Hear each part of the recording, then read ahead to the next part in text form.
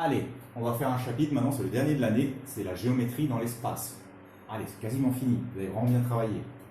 Donc regardez, déjà on me représente mes figures, jusqu'à maintenant on avait toujours l'habitude de travailler sur des figures planes. Par exemple un triangle, c'est plat tout ça. On travaillait sur un carré c'est plat. Un rectangle c'est plat. Un losange c'est plat. Un cercle c'est plat. Ben là regardez, on a du volume, d'accord?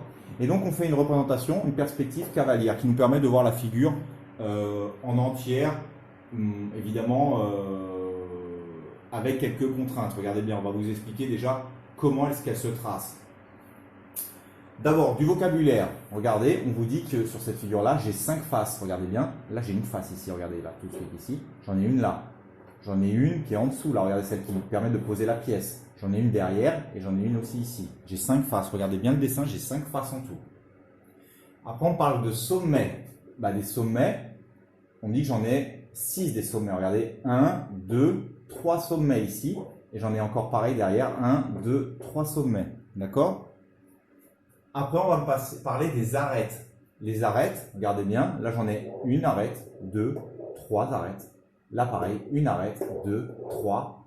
Ici aussi, 1, 2, et encore une autre, 3. D'accord? Ça me fait 9 arêtes. D'accord? Les arêtes, en fait, c'est toujours les arêtes, elles sont placées entre deux faces. Regardez bien, entre la face de là et la face de là, j'ai cette arête-là. Entre la face ici et la face ici, j'ai cette arête-là. D'accord?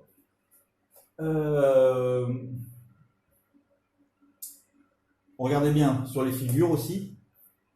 Regardez bien, on va lire plutôt. Les faces avant et arrière, d'accord, on vous dit qu'elles sont en vraie grandeur. Ça veut dire que là, votre triangle, je ne sais pas quelles sont les mesures, mais parce que tout n'est pas en vraie grandeur, d'accord, mais juste les faces avant et les faces arrière, on les fait dans des vraies grandeurs, d'accord. Par exemple, là, ce serait cette face qui est ici et la face qui est là en pointillé, d'accord. Ce serait les deux qui seraient faits en vraie grandeur, d'accord. Les autres, non. Les autres formes, on vous le dit, sont déformées par la perspective, donc par la manière dont on voit la figure. Je pense que vous avez peut-être déjà travaillé ça avec votre professeur d'art plastique, c'est possible. Donc peut-être que c'est pas nouveau pour vous. Je ne sais pas en quelle année il le voit. Je sais qu'il le voit, mais je ne me souviens plus. Il faudra que vous me confirmiez. Ensuite, on vous dit qu'évidemment les segments qui sont les segments parallèles et de même longueur sont représentés par des segments qui sont parallèles et évidemment de même longueur. Et on vous dit que tout ce qui est caché, parce que si vous voyez la figure de face, par exemple là de face, tout ce qui est caché, tout ce qui est derrière, on le met en pointillé. Vous voyez là, tout ça, ça veut dire que si je posais par exemple un jouet comme ça, qui aurait cette figure, qui aurait cette forme-là, eh ben, je pourrais voir que ce qui est en trait. Tout ce qui est en pointillé, ça veut dire que c'est caché, c'est derrière. D'accord? Ça existe, mais c'est derrière. Voilà. Bon, c'est du vocabulaire hein, pour l'instant, tout ça. Maintenant, on va rentrer un peu plus dans le vif du sujet à partir de là. Regardez bien. Là, on va dessiner quelque chose qui s'appelle, alors c'est un petit peu dur à dire, un parallélépipède rectangle.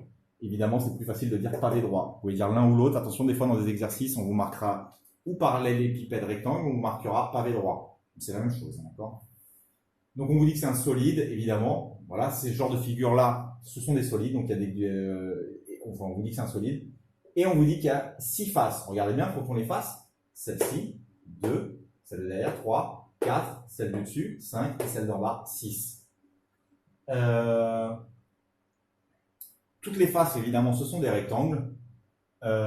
Lesquels qui sont en vraie grandeur, on vous le dit. Regardez bien, ADGF, évidemment, celle qui est là, ADGF. Et celle qui va être derrière, regardez bien, BCFE. BCFE, c'est les deux qui ont les vraies longueurs. Les autres n'ont pas leur vraie longueur, d'accord? À cause de la perspective, on l'a déjà vu. Et on vous dit, donc, ça c'est un pavé droit, donc un parallélépipède rectangle, et on vous parle du cube. Le cube, ce serait qu'il n'y aurait que des carrés, d'accord? Que tout serait de même longueur. Bon, voilà. C'est assez rapide. On continue. Un patron, regardez bien, on vous le dit, ou un développement d'un solide, c'est une surface plane. Par exemple, regardez, on a dessiné un patron. Et regardez, si on le découpe, et regardez qu'après on le replie, ça nous forme notre solide. Vous avez déjà dû travailler, je suppose, en primaire, on en parlera, dites-le moi sur la visioconférence, mais je pense que ça vous connaissez déjà, d'accord? Ça vous permet de faire des pliages et de faire la figure pour de vrai, d'accord? Voilà. Bon, ça c'est pas très très dur. Par contre, ça, voilà ce qui est important. Calculer des volumes. Donc, quand on travaillait sur des figures planes, par exemple un carré, on vous demandait soit de calculer le périmètre, soit de calculer l'aire. Et bien là, quand on est dans des volumes, on va vous demander de calculer tout le volume, donc tout ce qu'il y a à l'intérieur, d'accord? Tout ce qu'on, par exemple, quand il y a dans une bouteille de l'eau, c'est un volume d'eau, d'accord? Dans une bouteille, on a mis de l'eau, on l'a rempli, donc on veut à chaque fois savoir le volume d'eau qui est à l'intérieur, d'accord? Donc voilà, dans ces cas-là, regardez bien, il y a une formule à connaître, par exemple pour des cubes, regardez bien, on vous dit que si le cube, par exemple ça c'est un cube, donc il n'y a que des carrés, si le cube il a pour côté 1 cm, et bien ce volume-là c'est 1 cm3 à l'intérieur. Et on veut savoir combien on devrait mettre de carrés, de cubes. On va en voir après dans des exercices, ce sera mieux expliqué. Je crois que la formule est marquée juste en dessous, ça va être plus simple pour le voir, regardez ici. Regardez, là on vous a dessiné un parallélépipède rectangle.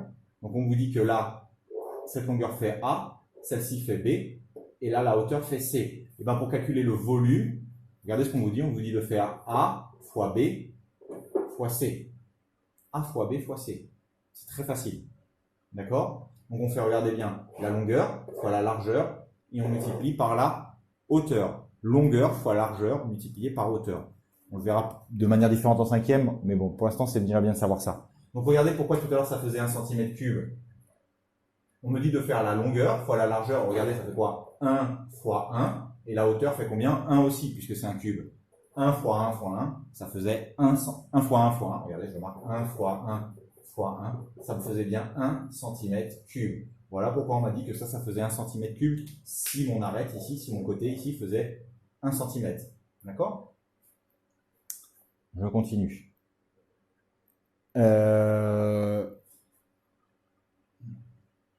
Donc il faut savoir, les volumes, on les mettra toujours au cube. On sait que les aires, c'était au carré et que les périmètres, on les laissait dans l'unité. Alors, on avait bien vu déjà les tableaux de conversion. Rappelez-vous, on l'a vu avec les carrés. Avec les carrés, il y avait juste unité dixième. Unité dixième, vous vous rappelez? Et bien maintenant, comme on est au cube, on va mettre 3 cases. Unité, dixième, centième. Dans tout, unité, dizaine, centaine, excusez-moi. Dans tous les compartiments, regardez dans les millimètres. Comme on passe au cube, on met unité, dizaine, centaine. Unité, dizaine, centaine. Partout. D'accord? Donc, bon, on va retravailler ces exercices, mais comme vous l'avez déjà compris quand on l'a fait avec les aires, pour les carrés, c'est la même chose ici. D'accord? Une formule qui va vous servir, vous l'avez peut-être déjà vu avec Madame Tixier, je ne sais pas, mais en tout cas, il faut savoir que 1 litre, c'est égal à 1 décimètre cube. Bon, je le répéterai, vous inquiétez pas. Hein. D'accord? Vous inquiétez pas, tout ça, on va le revoir énormément en 5e, en 4e et en 3e. Hein, d'accord? C'est un peu une introduction qu'on fait cette année. D'accord? Allez, passons aux exercices.